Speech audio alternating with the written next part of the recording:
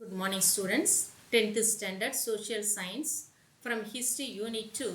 The lesson name is The World Between Two World Wars. அதாவது இரு உலகப் போர்களுக்கு மத்தியில் உலகம். இந்த லெசனில் இதை பற்றி நம்ம பார்க்க போகிறோம். First, learning objectives. To acquaint ourselves with the post-World War I developments leading to the Great Depression. அதாவது என்ன சொல்கிறாங்கன்னா, முதல் உலகப் போருக்கு பிறகு மிக பெரும் மந்தம் ஏற்பட்டுச்சுன்றாங்க. பெரிய மந்தத்துக்கு இட்டு சென்றது. நெக்ஸ்ட் பார்த்தீங்கன்னா, the unjust provisions of Treaty of Versailles and the rise of fascist governments led by Mussolini in Italy and Hitler in Germany. அதாவது வெர்சைல்ஸ் உடன்படிக்கையினுடைய சரத்துக்கள் நீதிக்கு புறம்பாக இருந்ததால ஃபேசிஸ்ட் என்ற ஒரு புது கவர்மெண்ட் உருவானது. எங்கே உருவானதுன்னு பார்த்தீங்கன்னா, முசோலினுடைய தலைமையில் இட்டாலியிலையும் ஹிட்லருடைய தலைமையில் ஜெர்மனியிலும் உருவானது. Next introduction. The first world war shattered the global capitalist system based on European imperialism. ஐரோப்பிய ஏகாதிபத்தியத்தில் முதல் உலக போகிறப்ப குளோபல்னா உலக முதலாளித்துவர்களுடைய முறையை தகர்த்தது. ஷேட்டர்னா தகர்த்ததுன்றாங்க. The European powers were gravely weakened by the war.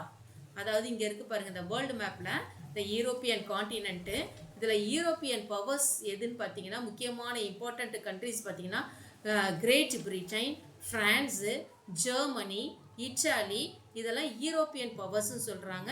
இதெல்லாம் போர் செய்ததால் வீக்கெண்ட் கண்ட்ரியாக மாறிடுச்சு இந்த level of financially and politically. Next, the conflict between the workers and the ruling classes that controlled the government became intense. அதாவது ஒர்க்கர்ஸுக்கும் தொழிலாளிகளுக்கும் கவர்மெண்ட்டையே கட்டுப்படுத்தக்கூடிய ஒரு கெப்பாசிட்டி உள்ள அந்த ரூலிங் கிளாஸஸ் வகுப்பினருக்கும் ஆளும் வகுப்பினருக்கும் மிகப்பெரிய clashes உருவானதுன்றாங்க. As a result of this, fascism emerged in Italy and Germany. இதன் விளைவாக fascism எங்கெல்லாம் உருவாச்சுன்னு பார்த்தீங்கன்னா, இட்டாலியிலையும் ஜெர்மனிலையும் உருவாச்சு அப்படிங்கிறத சொல்கிறாங்க. Next, fascism is a form of radical authoritarian ultranationalism characterized by dictatorial power,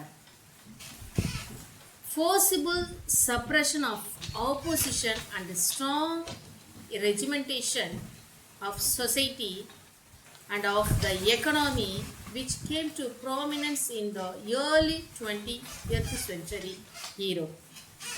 Fascism is a form of, அந்த fascisத்தை எப்படி சொல்கிறாங்க அப்படின்னு பார்த்தீங்கன்னா, அதாவது டிக்டேட்டோரியல் பவர்ஸ், அதிதீவிர ஆதிக்கம் கொண்ட ஒரு அதிதீவிர தேசிய பற்று கொண்ட ஒரு தீவிரவாதத்தின் ஒரு அங்கம்தான், ஒரு வடிவம் தான் ஃபேசிசம் அப்படின்றத சொல்கிறாங்க. நெக்ஸ்ட் பார்த்தீங்கன்னா, அதை எதிர்த்து வரக்கூடிய அந்த ஃபேசிசம் கவர்மெண்ட்டை எதிர்த்து யாராவது வர்றாங்கன்னா அது அப்படியே சப்ரெஷன் பண்ணிடுவாங்க. அதை எதிர்க்க முடியாத அளவுக்கு ஆப்போசிஷன் பார்ட்டின்னு ஒரு பார்ட்டி கூட கிடையாது. ஃபேசிசம்ன்ற ஒரு சிங்கிள் பொலிட்டிக்கல் பார்ட்டி மட்டும்தான், அது மட்டும்தான் ஆட்சி செய்யணும் அப்படின்ற ஒரு கொள்கை கொண்டவர்கள். ஆனால் சொசைட்டி அண்ட் எக்கனாமி, பொருளாதாரத்தையும் சமூகத்தையும் ஒரு ஸ்ட்ராங்கான ரெஜிமெண்டேஷன், வல்லமை பொருந்திய ஒரு நாடாக வச்சுக்கிறதுல அவங்களுடைய பண்பு அதிகம் அப்படின்றாங்க. விச் கேம் டு ப்ராமினன்ஸ், அதுக்கு முக்கியத்துவம் கொடுத்துருக்காங்க இந்த 20th செஞ்சுரியில். இப்போ ஃபேசிசம்னா அதிதீவிரம் பற்றுக்கொண்ட அதிதீவிர ஆதிக்கம் உள்ள, தன்னை எதிர்க்கக்கூடிய ஏதாவது ஒரு சக்தி வந்தால் அதை அப்படியே சப்ரஸ் பண்ணக்கூடிய ஒரு பண்புள்ள ஒரு வடிவம் தான் ஃபேசிசம் அப்படின்றத சொல்கிறாங்க. நெக்ஸ்ட் பார்த்தீங்கன்னா, த கிரேட் டிப்ரெஷன், பொருளாதார பெருமந்தம், develops in the post world war I. The first world war led to the expansion of certain industries in the hope that the wartime boom would continue. However, when the war came to an end, the industry situation was made worse by the political complications caused by the Treaty of Versailles. அதாவது பொருளாதார பெருமந்தம் எப்போ வந்துச்சுன்னா, first world வாருக்கு பிறகு வந்திருக்கு. அந்த சமயத்தில் பார்த்தீங்கன்னா during the world war that time the industries, the hope that the war time boom would continue. நிறைய இண்டஸ்ட்ரீஸ் வந்து டெவலப் ஆச்சா எப்போன்னு பார்த்தீங்கன்னா வேர்ல்டு வார் அப்போ. ஏன்னா வேர்ல்டு வாருக்கு என்ன அதிகமாக தேவைன்னா வெப்பன்ஸ் தேவை. இப்போ வெப்பன்ஸு எங்கே ப்ரொடியூஸ் பண்ணுறாங்கன்னா இண்டஸ்ட்ரியில். அப்போ இந்த இண்டஸ்ட்ரீஸ்லாம் ப்ரொடியூஸ் பண்ணி வெப்பன்ஸை சப்ளை பண்ணிக்கிட்டே இருந்துச்சு. சடன்லி என்ன ஆச்சுன்னா த வார் வாஸ் ஸ்டாப். எதனால் ஸ்டாப் ஆயிடுச்சுன்னா ட்ரீட்டி ஆஃப் வெர்சைல்ஸ் உடன்படிக்கையின்படி வாரெல்லாம் ஸ்டாப் ஆயிடுச்சு. அப்போ வார் டைமில் இண்டஸ்ட்ரி நல்லா ரன் ஆச்சு, ப்ரொடக்ஷனாக நடந்துச்சு, சப்ளை பண்ணிக்கிட்டே இருந்தாங்க. இந்த இண்டஸ்ட்ரி எல்லாம் நிறைய டெவலப்பும் ஆச்சு. அப்போ ஒர்க்கர்ஸுக்கு நிறைய வேலை வாய்ப்புகள் கிடச்சிது, அவங்க கையில் மணி இருந்துச்சு. திடீர்னு என்ன ஆச்சுன்றாங்கன்னா வார் வந்து நின்று போனதால் ஒர்க்கர்ஸுக்கு வேலை கிடைக்கல, இண்டஸ்ட்ரி ஸ்டாப் ஆயிடுச்சு, ப்ரொடக்ஷன் நடக்கலை. அப்போ இண்டஸ்ட்ரியினுடைய அந்த சிச்சுவேஷன்ஸ் எப்படி ஆயிருக்குன்னா ரொம்ப ஒர்ஸ்டாக போயிடுச்சு அப்படிங்கிறாங்க. நெக்ஸ்ட் பார்த்தீங்கன்னா the war was placed a heavy burden of டெப்ட் ஆன் எவ்ரி யூரோப்பியன் கண்ட்ரி. ஒவ்வொரு யூரோப்பியன் கண்ட்ரியுடைய தலையிலையும் மிகப்பெரிய கடன் சுமை வந்துடுச்சு அப்படிங்கிறாங்க. ஏன்னா போர் செய்ததுலேயே நிறைய மணி அவங்க வேஸ்ட் பண்ணிட்டாங்க. நெக்ஸ்ட் பார்த்தீங்கன்னா the war was also placed a heavy burden of debt on every European country in tariff barriers affected the world trade. இந்த கடன் சுமையால் யூரோப்பியன் கண்ட்ரியினுடைய கடன் சுமையால் வேர்ல்டு ட்ரேடெல்லாம் அஃபெக்ட் ஆக ஆரம்பிச்சிருச்சு. Next stock market crash in the US. The first huge crash occurred on 24th October 1929. அதாவது stock market, அதனால் பங்கு சந்தை மிகப்பெரிய சரிவு ஏற்படுது. எப்போ அப்படின்னு பார்த்தீங்கன்னா 24th October 1929 யூஎஸ்ஏல மிகப்பெரிய சரிவு ஏற்படுது. This discouraged investors and consumers to such an extent that more and more people began to sell their shares and dispose of their stocks, but there were no buyers. அதாவது என்ன சொல்கிறாங்கன்னா நிறைய பேர் அவங்களுடைய மணியை இந்த ஷேர் மார்க்கெட்டில் இன்வெஸ்ட்மெண்ட் பண்ணியிருக்காங்க.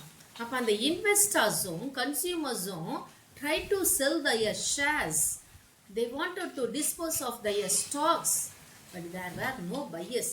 வாங்குறவங்க யாரும் இல்லையா, அவங்களுடைய ஷேர்ஸை விற்கணும்னு நினைக்கிறாங்க, ஸ்டாக்ஸை டிஸ்போஸ் பண்ணணும்னு நினைக்கிறாங்க, வாங்குறவங்க யாரும் இல்லை. Because during the time there was no money in their people hand. மக்களுடைய கையில் பணம் இல்லை. There was no guarantee to live in the world. உலகத்தில் வாழறதுக்கான கேரண்டியே இல்லை. அப்புறம் எங்கேருந்து போய் வாங்குறது? அந்த சிச்சுவேஷனில் இப்போ இன்வெஸ்ட்மெண்ட் பண்ணவங்க எல்லாமே என்ன ஆயிடுச்சுன்னா ரொம்ப ஒரு டிப்ரெஸுக்கு ஆளாயிட்டாங்க. அவங்க விற்கணும்னு நினைக்கிறாங்க, விற்க முடியல. வாங்குறவங்க கையில் பணம் இல்லை, வாங்கினாலும் உயிர் வாழ்வோமான்ற உத்தரவாதம் இல்லை. So this was followed by the failure of American bank. இதனால் அமெரிக்கன் பேங்க் என்ன ஆயிடுச்சு, ஃபெயிலியர் ஆயிடுச்சு. இது வந்து யூஎஸ்ஏல 1929 ஒரு பெரிய பொருளாதார பெருமந்தத்துக்கு இட்டு சென்றது அப்படின்றத சொல்கிறாங்க. நெக்ஸ்ட் பார்த்தீங்கன்னா ஃபேசிசம் அண்ட் நாசிசம்.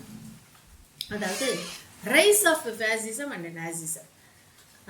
ஃபேசிசம்ன்றது ஒரு கவர்மெண்ட்டு, ஒரு பொலிட்டிக்கல் பார்ட்டி சொல்கிறேன். Nazism also one of the political party. அதனுடைய எழுச்சி எப்படி வந்தது அப்படின்னு பார்த்தீங்கன்னா தோற்றம். The impact of a war in Italy, the first of the nations of western Europe to turn against the old ruling regime was Italy during world war one. World war one அப்போ இட்டாலியில் அந்த first பழைய அந்த ruling ரெஜிமை எதிர்க்கக்கூடிய முதல் நாடாக எது இருந்திருக்குன்னா இட்டாலி தான் இருந்திருக்குன்றாங்க. Next moreover after the war in the sharing of the spoils Italy got less than she expected. The country suffered heavy losses in a war that was unpopular with both the socialist and pro-Austrian Catholics. அதாவது என்ன சொல்கிறாங்கன்னா போருக்கு பிறகு நிறைய நஷ்ட ஈடு கொடுக்குறாங்க இல்லையா, அந்த நஷ்ட ஈடு இத்தாலியிலையும் நிறைய நஷ்டம் லாஸ் ஆச்சு. அப்போ அந்த நஷ்ட ஈடு நிறைய கொடுப்பாங்கன்னு இத்தாலி எதிர்பார்த்துச்சு. But she got less than she expected. அது எதிர்பார்த்ததை விட ஆனால் கொஞ்சம் தான் அதுக்கு கிடைச்சிது அப்படின்றத சொல்கிறாங்க. அது மட்டும் இல்லை, யாருக்கெல்லாம் ஆதரவு கிடைக்கலன்னா சோஷியலிஸ்ட்டுக்கு, ப்ரோ ஆஸ்ட்ரியன் கேத்தலிக்ஸு, அதாவது ஆஸ்திரிய கத்தோலிக்கர்களுக்கும் ஒரு பெரிய ஆதரவு கிடைக்கல. The nationalist were equally unhappy. அங்கே இருந்த தேசியவாதிகளும் ஒரு மகிழ்வற்று இருந்தாங்க. With the margin gain in territory from the treaty of Versailles, அதாவது வெர்சைல்ஸ் உடன்படிக்கையின்படி அவங்களுக்கு கொடுக்கப்பட்ட அந்த நஷ்ட ஈடு ரொம்ப கம்மியாக கொடுத்ததால அந்த நேஷ்னலிஸ்ட்டும் தேசியவாதிகளும் மகிழ்வற்று இருந்தாங்க. த வார் ரிசல்டட் இன்ஃப்ளேஷன், அதாவது இந்த வாரின் காரணமாக இன்ஃப்ளேஷன்னா the cost of living things very ஹையாக போயிடுச்சு. எல்லா விலைவாசியும் ஏறி போச்சு, எல்லா பொருளுடைய விலையும் ஏறி போச்சு. தேர் வேர் ஃப்ரீக்வெண்ட் ப்ரொட்டஸ்ட் அண்ட் ஸ்ட்ரைக்ஸ், மக்கள் அடிக்கடி எதிர்ப்பு தெரிவிக்க ஆரம்பிச்சிட்டாங்க. அது இல்லாமல் வேலை நிறுத்தத்துலேயும் கொண்டு வர ஆரம்பிக்கிறாங்க. ஏன்னா விலைவாசிலாம் தாறுமாறாக ஏறி போனால் அவங்க எப்படி பே பண்ண முடியும்? அதனால் அடிக்கடி ப்ரொட்டஸ்ட் பண்ண ஆரம்பிக்கிறாங்க. எதிர்ப்புகள், அரசுக்கு எதிராக எதிர்ப்புகள், ஸ்ட்ரைக்கு, வேலை நிறுத்தங்கள்லாம் நடைபெறுது.